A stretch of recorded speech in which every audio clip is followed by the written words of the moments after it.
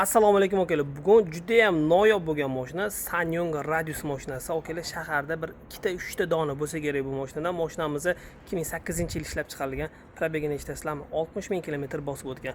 Akalar, o'zi Xitoy mashinasi Sanyong, lekin transmissiyadan tortib korobka motorlarigacha polniy Mercedes, sababi Mercedes bilan совместно ishlab chiqarilgan mashina bo'ladi bu. Akalar, polniy kuzovi Sanyong.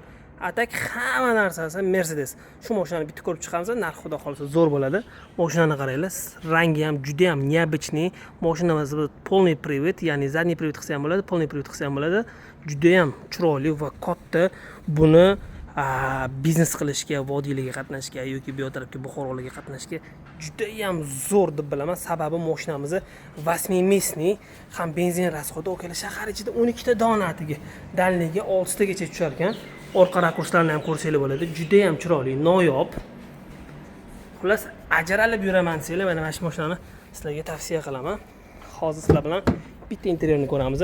Xo'p, material sideniyalar, mashinamizda aytib o'tganimizdek 8-местный avtomat korobka, o'zini magnitofoni, konditsionerlari ishlaydi, o'zini speedometrlari, detskiy rejimlari bor, siklopodъемниклari bor va o'sha полный приводlarni yoqib o'chiradigan rejimlargacha bor. Okalar, kimga shu mashinamizda qiziq bo'lsa, narxi atiga $11,100 okalar.